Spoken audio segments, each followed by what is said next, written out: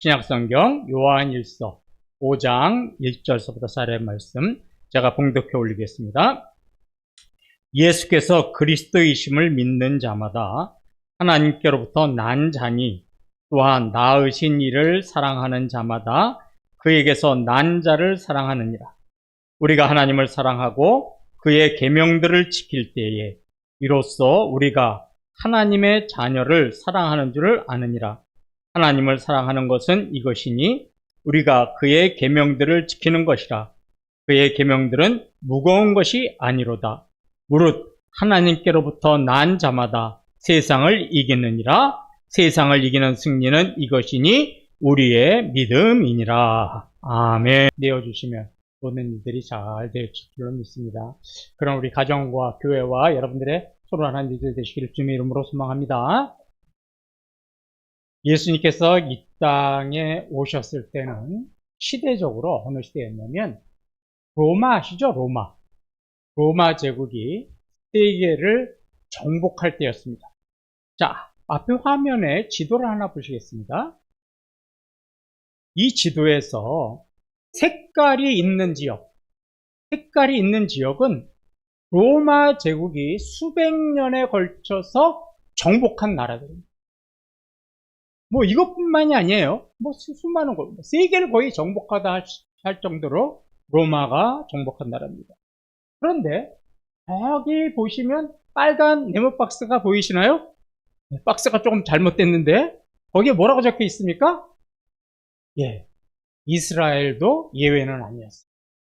이스라엘도 로마 제국에게 정복당해서 식민지로 있을 때, 로마 제국에 이스라엘이 식민지로 있을 때 그 시대에 예수님이 이 땅에 오셨습니다. 당시에 로마는요, 그림에서 하나 보듯이 팍스 로마나 이런 깃발을 들고 세계를 정복했어요. 팍스 로마나가 무슨 뜻이냐면 로마에 의해서 세계의 평화를 주겠다. 그러니까 로마가 세계를 정복해서 세계의 평화를 주겠다. 이런 깃발, 이런 목적을 들고요.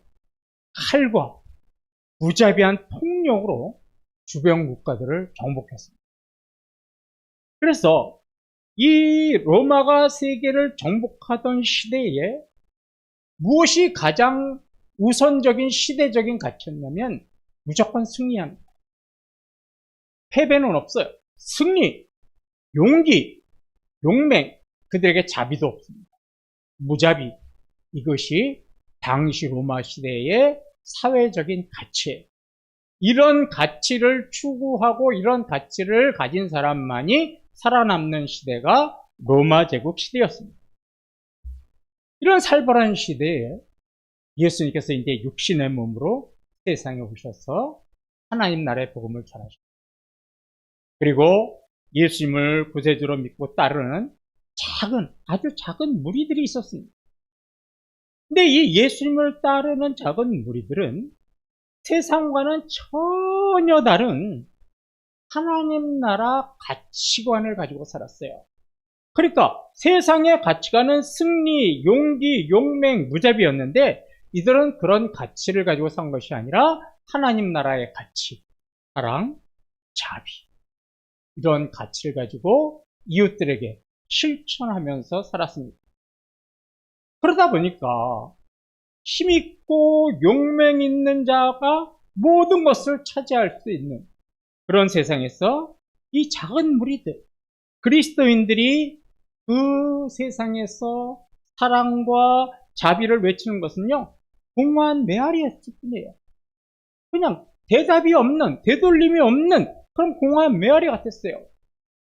무자비로 폭력을 사용하는 사람들을 상대로 사랑하십시오, 사랑하십시오 외치는 것은 마치 계란을 바위에다 치는 것처럼 그런 무모한 일이었습니다. 그런 시대적인 상황을 잘 보여주는 우리가 잘 아는 사건이 있어요. 그게 바로 뭐냐면 커다란 원형 경기장 안에 예수 그리스도를 믿는 사람들을 가운데다 몰아넣고 어떻게 합니까? 사나운 짐승들을 풀어놓았죠. 그래서 그 사나운 짐승들이, 굶주린 짐승들이 그 안에 있는 성도들을 비참하게 물어 찢는 그런 장면들을 이 로마 사람들은 보면서도 한 사람도 안타깝다, 불쌍하다 이런 생각을 한 사람이 없었어요. 그런 장면을 보면서 깔깔깔깔거리고 즐거운 구경거리로 삼았어요. 왜 이렇게 인간이 이렇게 무섭게 변했을까요? 당시의 사회적인 가치는 승리, 용기, 용맹, 힘 있는 자만이 살아있기 때문에 절대로 자비를 베풀면 안 되는 그런 세상이었기 때문입니다. 그래서 이런 사랑과 자비를 외치던 그리스도인들은 힘없이 순교를 당해야만 했습니다. 그런데요, 이런 무자비한 로마 제국에 놀라운 일이 일어나요.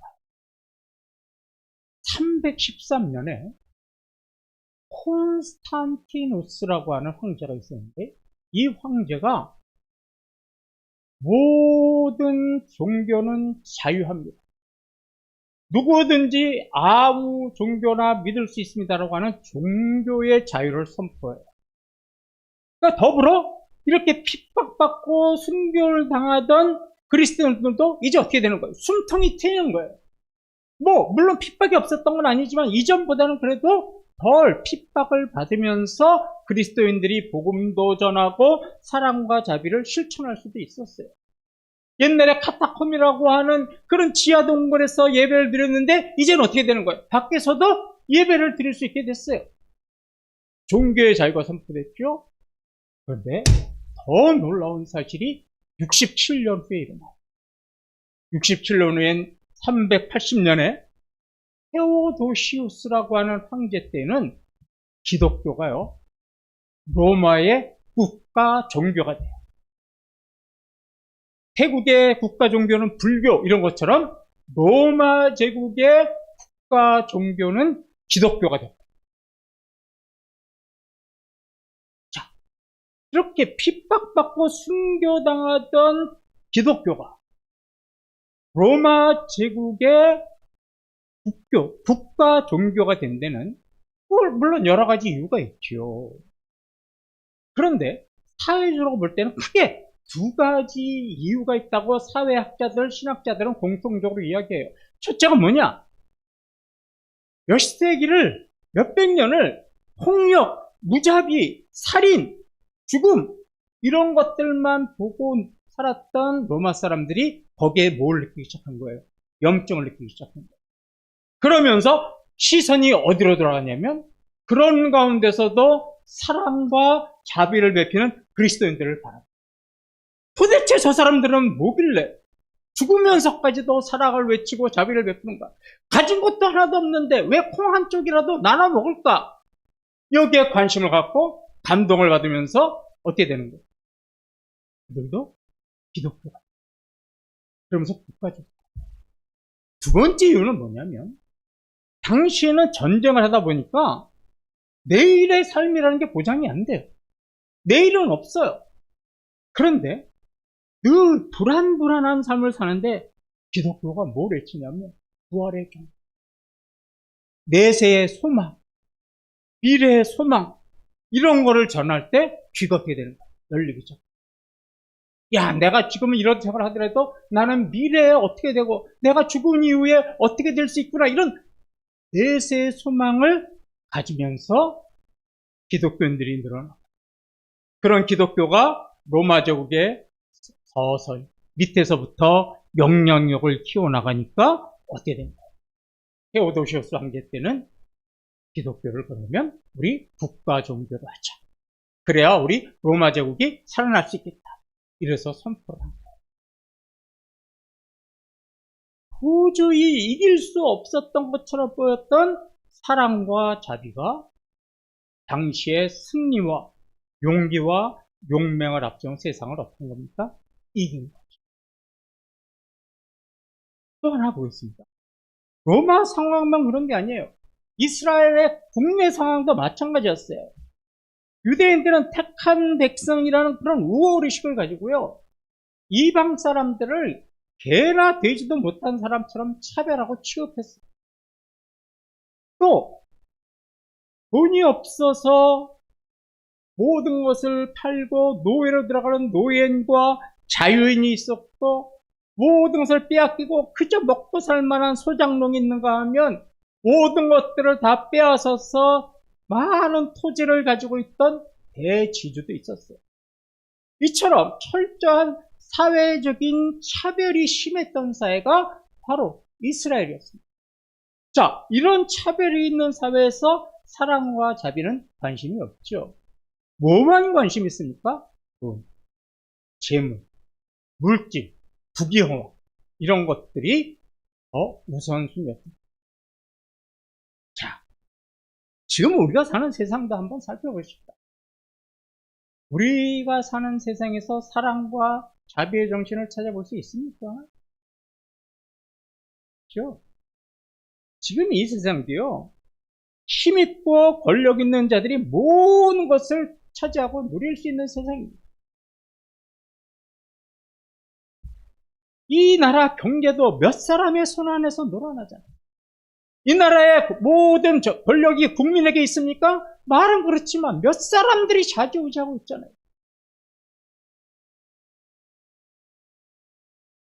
이런 세상에서 저와 여러분 사랑과 자비를 베풀고 복음을 전해요. 세상 사람들에게 어떻게 보일까요? 사람, 참 불쌍한 사람들, 참 나약한 사람. 지금 이 시간에 내가 죽니 사니 하는 세상에 사랑에 자비를 베풀어 우리를 우습게 볼 수가 없는 거예요. 그러니까 우리가 나가서 복음을 전하면 그들은 우리를 우습게 볼 수밖에 없는 거예요. 그런데 여러분, 세계를 정복한 로마가 사랑과 자비의 기독교 앞에 있었어요. 무너졌죠. 이것처럼 우리 교회도, 우리 성도님들도 이 악한 세상을 이길 수 있는 비결이 있어요. 요한일서 1장 1절서부터 12절까지의 말씀이 바로 세상에서 저와 여러분 그리고 우리 교회가 승리할 수 있는 비결을 말씀하고 있는 겁니다. 그러니까 오늘 말씀을 잘 들으시면 여러분 세상에서 승리할 수 있어요. 자, 제가 앞에서 말씀드린 거 한번 생각해 보세요. 죄송합니다만 히터를 좀 꺼주시겠습니까? 너무 더워서. 제가 열받나요? 예. 조금 약하게 좀 꺼주세요. 자, 한번 생각해 보세요. 핍박받던 기독교가 종교의 자를 얻었어요. 로마의 국교가 됐어요. 그 이유를 생각해 보세요. 그리스도인들이 칼과 창으로 무장을 해서 로마를 이겼습니까? 아니죠. 그리스도인들이 정치에 참여해서 로마의 원로원 이런 정치 국회에 나가서 자기 주장을 외쳐서 기독교가 로마 제국의 종교가 됐습니까? 아니죠. 또 우리 교회를 수백 개 만들자. 각 지역마다 큰 교회를 만들고 성도들을 많이 만들어서 우리 기독교를 무시하지 못하게 만들자. 그래서 우리가 로마 제국에 영향력을 주자. 이래서 기독교가 로마 제국에 이겼습니까? 아니죠. 기독교가 로마 제국을 무너뜨리고 국가 종교가 된 것은 하나님이 주신 사랑을 가지고 이웃들에게 사랑과 자비를 베풀었기 때문인 겁니다. 참 아이러니한 거죠. 지금도요, 일부 기독교 지도자들이 뭐라고 주장을 해요? 우리들이 정치에 참여해서 세상을 바꿔야 합니다. 기독당, 무슨 당, 믿음당, 이것처럼 기독교 중심의 단체가 정치에 참여하고 정치 세력이 돼서 세상을 바꿔야 합니다. 대표적인 사람 있잖아요. 존 모모시라고. 기독교가 커다란 힘을 키워서 국가에 영향을 주는 로비 단체가 되어야 됩니다. 이렇게 주장을 해요. 그렇지 않습니다. 역사는 그렇게 해서 이겼다고 이야기하지 않아요. 그건 세상을 이기는 방법이 아닙니다. 지금 일부 기독교인 장로님, 권사님들 중에서 그래요. 기독교도 정치 뭐라고 그래? 정치 단체를 만들어서, 당을 만들어서 국회의원을 내보내자고. 여태까지 한 명도 당선된 사람이 없어요. 왜요? 그건 아니라는 거거든요. 하나님이 허락을 안 하세요. 기독당 이름으로 나와서 국회의원 들어간 사람이 있어요? 아무도 없어요. 그건 하나님이 딱 막으시는 거예요. 그건 아니라는 거죠. 그러니까 그런 건 꿈도 꾸지 마세요. 그런 거는 잘못된 신앙입니다. 그리스도의 사랑과 자비가. 1절을 한번 보십시다. 예수께서 그리스도이심을 믿는 자마다 하나님께로부터 난 자니 또한 낳으신 이를 사랑하는 자마다 그에게서 난 자를 사랑하느니라. 자, 이 1절이 좀 까다롭게 번역이 있는데 제가 쉽게 설명을 드릴게요. 자, 앞에 보면서 제 얘기를 들으세요. 이게 이런 뜻이에요. 예수님이 하나님의 아들이시고 우리의 구원자가 되신다는 것을 믿는 자는 하나님께로 난 자입니다. 무슨 말이냐? 하나님에게 영원한 생명을 받고 영적으로 새롭게 태어난 사람들입니다. 이렇게 태어난 사람들은 자기를 낳으신, 즉 뭐예요? 나에게 영적 생명을 주신 그 하나님을 사랑하고 더 나아가서는 하나님께서 난 모든 성도들을 다 같이 어떻게 합니다? 사랑합니다. 그러니까 하나님께 난 자는 하나님을 사랑할 뿐만 아니라 똑같이 영적 생명을 받고 하나님으로부터 태어난 그런 사람들을 사랑한다라는 말씀이에요. 그러면 하나님으로부터 태어난 성도들은 왜 서로 사랑해야 할까요? 예배소서 2장 19절 한번 보십시오. 그러므로 이제부터 너희는 외인도 아니요 나그네도 아니요 오직 성도들과 동일한 시민이요 하나님의 권속이라. 예, 여기 하나님의 권속이라는 말이 나오죠. 권속이 무슨 뜻이냐면 가족이라는 뜻이에요. 그러니까 하나님께로부터 거듭나서 영원한 생명을 받고 영적으로 새롭게 태어난 사람들은 모두 다 뭐예요? 가족이에요. 우리 모두 다 뭐예요? 권속이에요. 가족이에요. 가족. 그리스도를 중심으로 함께 모인 가족이에요. 그러니까 가족들은 서로 어떻게 합니까? 사랑해요. 자, 아주 유치원 같은 예를 하나 들어볼게요. 동생이 놀이터에서 놀다가 등치 큰 형들한테 맞고 왔어요. 질질 짜고 들어와요. 형이 그 모습 보고 너 왜 그래? 너 누구한테 맞았어? 그래서 동생 나 놀이터에서 놀다가 형들한테 맞았어. 근데 형이 땄거든요. 그래? 알았어. 들어가 쉬어. 형이에요. 형 아니에요. 의심해봐야 돼요. 그죠? 삐뚤어 의심해요. 형이라면 어떻게 되는 거야? 누가 너 때렸어? 누구야? 놀이터로 가자. 그래서 너 얘 때렸어? 꼴박음을 한 대씩 줘가면서 이거 기독교적인 방법 아니에요. 네, 세상적인 방법 이야기하는 거예요. 때리면서 너 다음부터 내 동생 때리면 너 그때는 정말 끝날 줄 알아? 알았지? 그리고 동생 가자. 동생 의기양양하겠죠. 왜 그럽니까 형이? 네? 동생이고 네? 가족이기 때문에. 그죠? 자, 이번엔 이런 일을 한번 해볼게요. 제가 동생이 하나 있는데 이 동생이 지체 장애를 갖고 있어요. 장애인. 그런데 형이 그 동생을 돌봐야 되니까 너무나 짜증이 나고 귀찮아요. 자기 일을 못해요. 그러니까 형이 동생에게 뭐라고 하면 너 그런 지체 장애 때문에 네가 움직이지 못해서 나는 정말로 귀찮아. 나는 네가 싫어. 나는 네가 우리 가족이 아니었으면 좋겠어. 나는 네가 내 눈에서 좀 사라졌으면 좋겠어. 이렇게 이야기해요. 형입니까? 이런 사람이 형입니까? 형 아니죠. 오히려 어떻게 되는 거예요? 형이라면 더 사랑하고 배려해야 됩니다. 왜 이렇게 하지 말고 사랑하고 배려해야 됩니까? 지체장애를 가진 동생이라 할지라도 내 핏줄이고 내 가족이기 때문에. 공감하십니까? 아멘? 대답들을 안 해요. 뭐 그것까지 아멘 하나요? 이런 거요? 그런데 자 보십시오. 이제 여러분들의 마음을 찔리게 만들 거예요. 하나님에게 난 성도는 서로 어떻게 해야 된다고요? 뭐라고 그랬어요? 서로 미워하라, 사랑하라. 하나님에게 넣은 성도는 서로 가족인데도요. 잘난 성도도 있고 못난 성도도 있죠. 그럼에도 불구하고 한 가족이니까 어떻게 되는 거예요? 사랑해야 되는 거예요. 하나님께로 난 성도들은 다 일률적으로 똑같지 않아요. 다 다양해요. 어떤 성도는 믿음도 좋고 봉사도 잘합니다. 반면에 어떤 성도는 참 믿음도 약하고 교회 봉사가 뭔지도 몰라요. 또 뺀질거리가 그럴 땐 또 빠져나가요. 밉상이에요.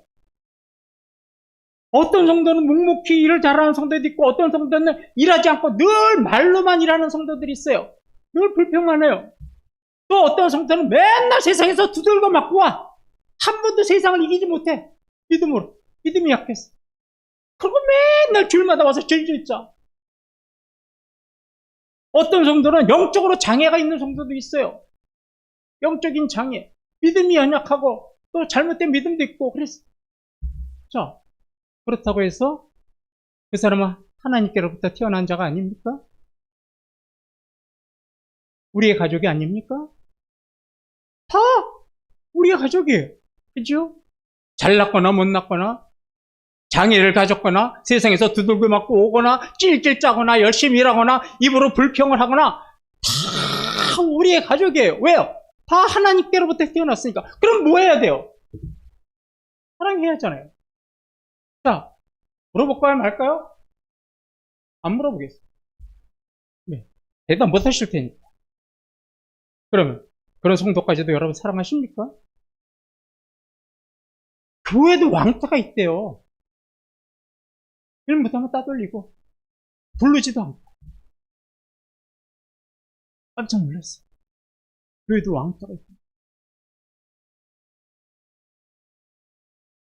믿음이 부족하고 우리의 인간의 눈으로 볼 때는 덜 귀한 것 같지라도 그 성도도 영원한 생명을 받고 하나님의 자녀가 됐어요. 그러니까 우리 형제 자매인 거예요. 근데요, 그런 성도도 우리의 가족이고 하나님의 자녀라는 것을 알 수 있는 방법이 있어요. 그렇게 우리 눈에는 찌질이처럼 보이고 믿음이 부족하고 못난 것처럼 보이지만 하나님은요, 그런 성도를 통해서도 뭘 하세요? 일하십니다. 하나님 일하실 때, 아유, 얘는 틀렸어. 안 보고 이야기하는 거 아니에요? 얘는 틀렸어. 얘는 집에, 얘한테는 뭐 일 시킬 거 없어. 얘는 뭐 시켜도 일 못해. 예. 저 사람은 참 잘해. 난 저 사람한테만 시킬 거야. 하나님이 이렇게 일하시지 않아요. 우리가 믿음이 분량이 크던 작던 어쨌든 다 하나님은 나름대로 다 뭐 하시는 거예요? 이슬이가 우리 교회에서 드럼 칠지 누가 알았어요? 이슬이 믿음이 부족하다는 건 아니에요. 이렇게 하나님은 다양한 방법을 통해서 일하신단 말이에요. 그러니까 내 눈에 보기에는 정말로 한심해 보이고 찌질이고 저 사람 뭐 도대체 이 교회에 도움이 안 돼. 그런 사람조차도 하나님은 어떻게 하신단 말이에요? 쓰신단 말이에요. 그리고 역사하신단 말이에요. 그래서 우리가 뭘 깨달아? 야, 저 사람도 당당한 저 사람도 구원받고 하나님께 쓰임받는 우리의 형제요 자매. 그러면서 뭐야? 내가 얼마나 사람을 잘못 보고 얼마나 인간적인 면을 보고 비판하는 그걸 깨닫게 돼. 우리가 얼마나 잘못 신앙생활하고 있는지. 자, 이번엔 2절 한번 보겠습니다. 우리가 하나님을 사랑하고 그의 계명들을 지킬 때에 이로써 우리가 하나님의 자녀를 사랑한 줄을 아느니라. 예. 하나님을 사랑하고 하나님의 계명을 지키는 자가 하나님을 사랑할 줄 안다고 했어요. 여쭤보죠. 성도 여러분, 하나님을 사랑하세요? 네? 아니요, 난 하나님 사랑하지 않아요. 말씀하실 분 계세요? 우리 모두는 다 하나님 사랑한다고 해요. 그러면 제가 이렇게 물어보겠죠. 하나님을 사랑하시는 걸 어떻게 보여주시겠습니까? 제가 이렇게 물어보면 저 교회 잘 나오고요. 주일헌금 잘 내고요. 11조 잘 내고요. 하나님이 그걸 사랑한다는 증거가 아니에요.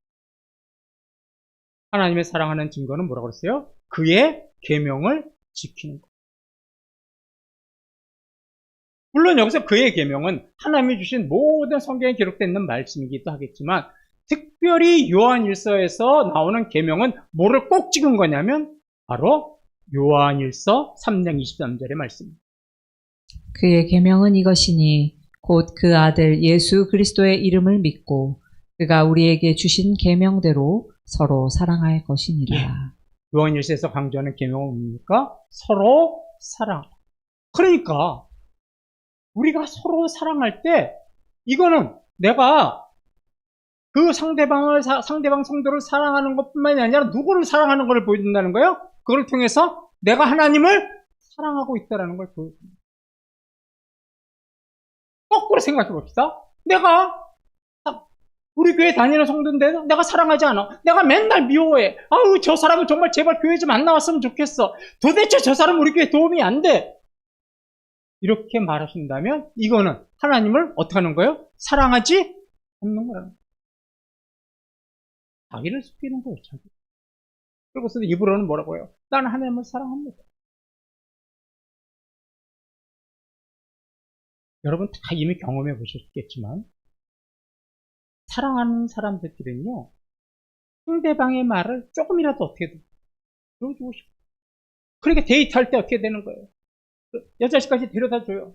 그런데 좀 아쉬워요. 아직까지도 말을 덜 못했어. 그럼 또 어디까지 와요? 남자친구 집까지 와요. 또 걸어서 이야기하면서 또 어디까지 가요? 이러다 날밤새 서로의 말을 들어주고 싶어요. 또 상대방이 원하는 것은 무엇이든지 어떻게 해요? 해주고 싶어요.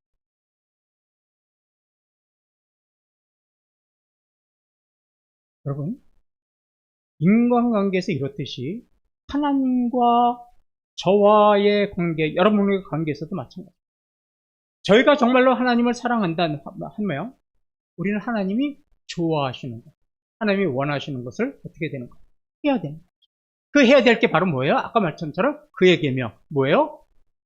우리에게 주신 계명대로 서로 어떻게 할지니라? 사랑할지.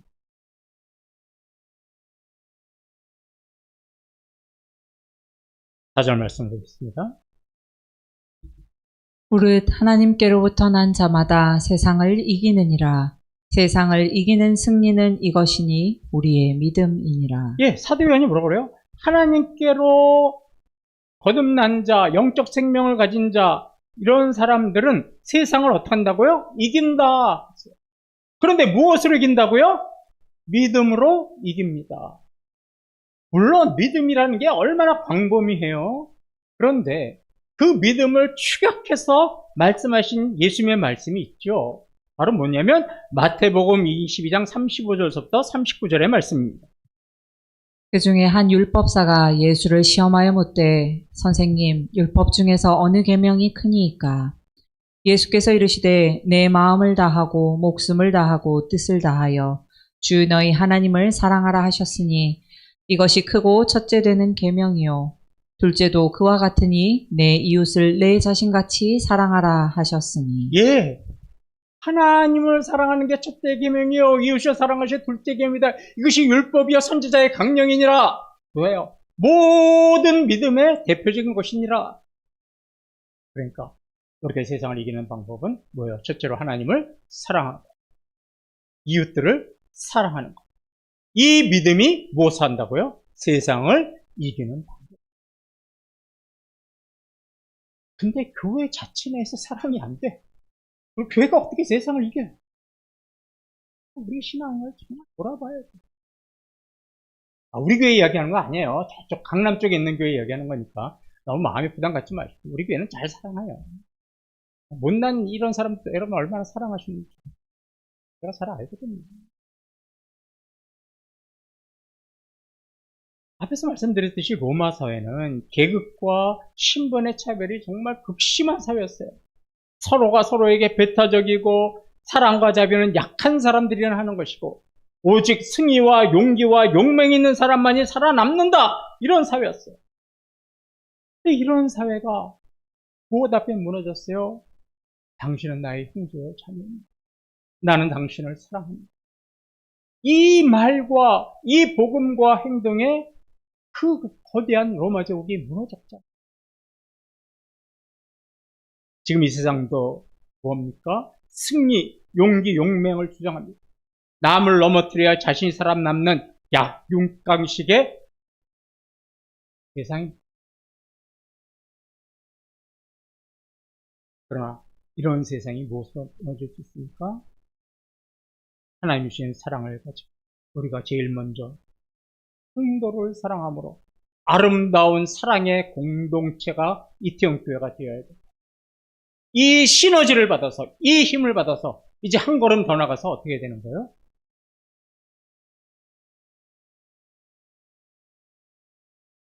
말씀이 좀 시간이 지났지만 말씀을 좀 드릴게요.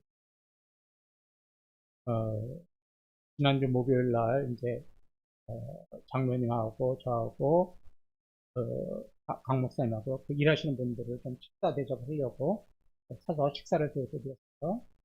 근데 거기 근처에 있는 한 음식점을 들어갔는데 그분이 저희 유소년 말을 좀 잘 알아요.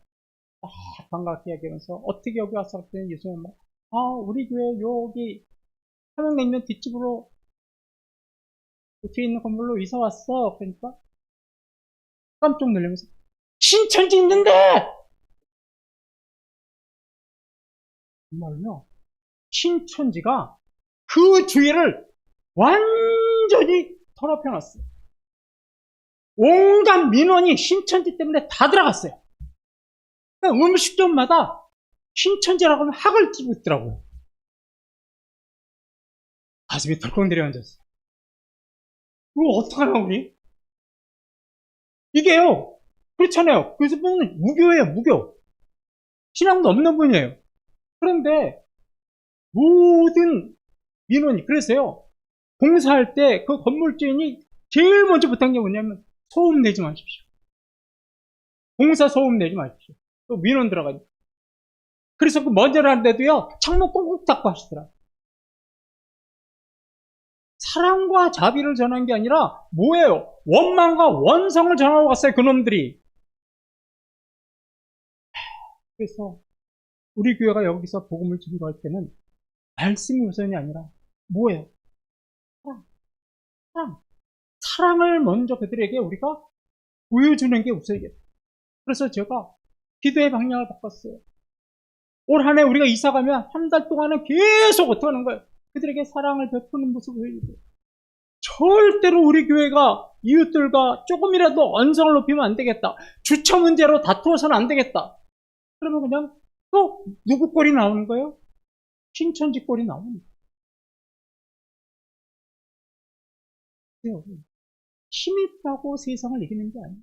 그들의 마음을 녹이는 건 뭘까요? 지금요, 그들은 굉장히 종교에 대한 강박한 관념을 갖고 있어요. 주위에 빌라에 사시는 분들, 그 주위에 있는 식당과 주변 분들.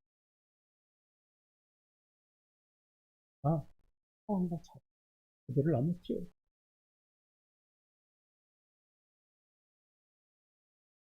그래서요, 히브리서 11장 38절에 뭐라고 이야기했냐면, 이런 사람은 세상이 감당하지 못하는, 이런 사람이 뭐예요? 승리와 용기와 용맹 있는 사람이 아니라 사랑과 자비를 베푸는 사람을 세상이 어떻게 한다고요? 이기지 못해요. 그러나 걱정하지 마십시오. 신천지가 오가치랄 법석을 하고 왔다 할지라도 죄송합니다. 이런 말 써서 그래도 우리가 사랑과 자비를 베푸고 그들에게 우리가 먼저 다가서서 사랑을 보인다면 우리를 감당할 사람이 없이 오히려 그들이 우리 교회로 몰려올 줄로 믿습니다. 우리 사랑과 자비. 우리 이태원교회가 제일 먼저 여러분의 가정 그리고 여러분들의 직장과 사업지에서 지역사회에서 우리 교회에서 그렇게 먼저 사랑과 자비의 정신호를 실천함으로 이 악이 가득하고 힘있고 용맹 있는 자가 살아남는다고 외치는 이 험악한 세상을 이기고 승리한 우리 이태원교회와 사랑하는 성도님들 되시길 주님의 이름으로 축원합니다.